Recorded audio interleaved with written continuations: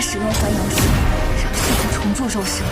总有些事情，比什么修为啊，需要的一切，鸳瑶都已经布置妥当。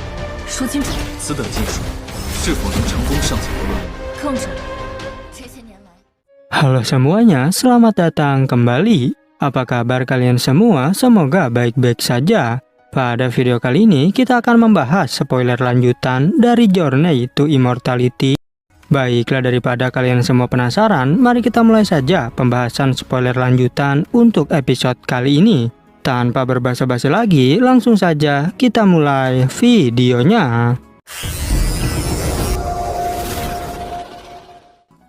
Hanli mengungkapkan jika aku sengaja bergabung dengan mereka untuk mencarimu. Dan jika kamu masih memiliki cairan spiritual milenium, maka aku akan membelinya dengan harga yang bagus. Yuan Yao langsung memberikan cairan spiritual itu. Bahkan ia tidak menggunakannya satu tetes pun. Tetapi dirinya mempersilahkan Hanli untuk mengambilnya. Hanli penasaran mengapa kau rela memberikannya padaku.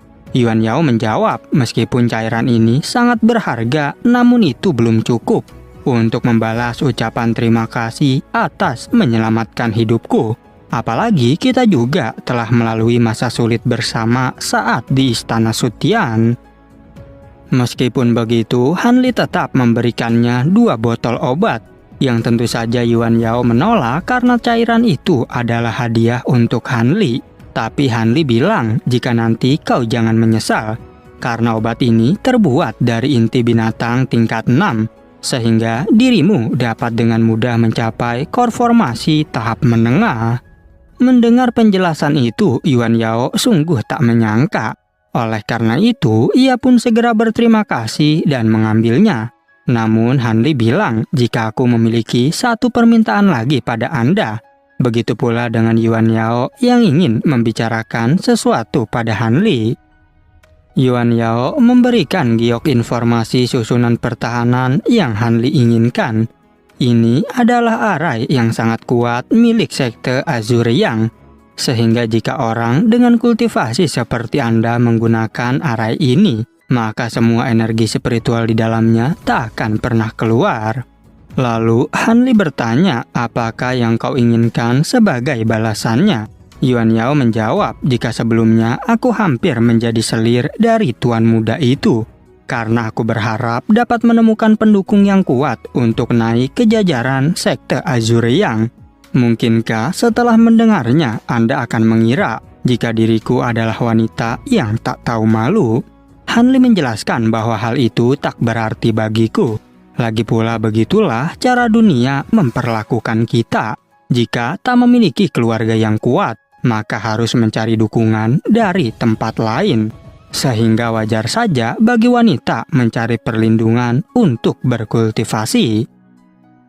Yuan Yao bercerita jika saat itu aku dan kakakku yaitu Yanli adalah kultivator dari sekte kecil.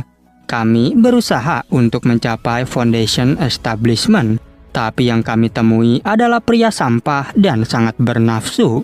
Lalu setelah bertahun-tahun, aku bertemu kembali dengan kakakku, yang ternyata telah menjadi wadah kultivasi dari tuan muda. Yuan Yao sangat marah, tetapi tuan muda itu ternyata ingin menjadikannya sebagai selir. Saat itu, aku adalah orang bodoh yang begitu naif, sehingga aku pun terpaksa menyetujuinya. Pada akhirnya, Yuan Yao sadar jika itu adalah penipuan. Oleh karena itu, aku dan kakakku memasang perangkap untuk membunuhnya. Meskipun rencana kami berhasil, tapi Kak Yanli mengalami luka yang sangat parah, sehingga ia pun mengeluarkan jiwanya ke dalam tempat sementara. Namun, berada di dalam tempat spesial itu, perlahan jiwanya akan memudar. Bahkan hal itu membuat dirinya tak akan bisa lagi mengambil tubuh lain. Hanli berkata, pantas saja Anda mencari kayu pembina jiwa. Yuan Yao juga bilang, berkat kayu itu kakakku bisa memulihkan setengah kekuatan jiwanya. Walaupun tak bisa mengambil tubuh lain, tetapi dapat menggunakan teknik kebangkitan jiwa. Hanli penasaran, mungkinkah itu adalah teknik rahasia yang memungkinkan jiwa masuk ke dalam tubuh yang baru mati dan hidup kembali. Namun Han Li mengingatkan jika teknik ini sangat berbahaya karena dapat membuat kultivasimu menurun ke foundation establishment. Walaupun demikian, Yuan Yao tetap akan melakukannya karena ia tak punya banyak waktu. Sebab saat ini Kak Yan Li hampir kehilangan kesadarannya. Bahkan ia tak akan bisa sembuh jika dibangkitkan di masa depan.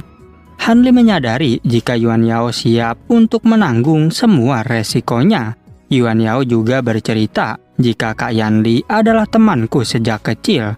Lagi pula, jika bukan karena dia melindungiku dari serangan Tuan Muda, maka mungkin saat ini jiwakulah yang ada di dalam barang spesial. Han Li bertanya, lalu bantuan apakah yang kau butuhkan? Yuan Yao memberitahu, untuk melakukan teknik ini, aku harus berada di tempat yang memiliki banyak energi yin. Dan juga diriku tak boleh mengalami gangguan apapun. Oleh karena itu, ia meminta Han Li untuk melindunginya ketika proses berlangsung. Han Li berpikir jika dia melakukan ini demi seorang teman lama, sehingga Han Li pun bersedia untuk membantu melindungi Yuan Yao. Bahkan Yuan Yao tetap berterima kasih meskipun kebangkitannya berhasil ataupun gagal. Keesokan harinya di atas lembah, Han Li mengeluarkan banyak boneka gorila. Dan ia juga mengerti mengapa Yuan Yao meminta bantuan untuk melindunginya. Karena saat itu prosesnya menimbulkan bencana alam yang sangat besar. Han Li bergumam jika hal ini pasti akan menarik para kultivator lainnya. Meskipun ia bisa mengatasi mereka, tapi ia khawatir dengan kedatangan seorang Naskensol. Benar saja, mereka ternyata datang jauh lebih awal dari perkiraannya.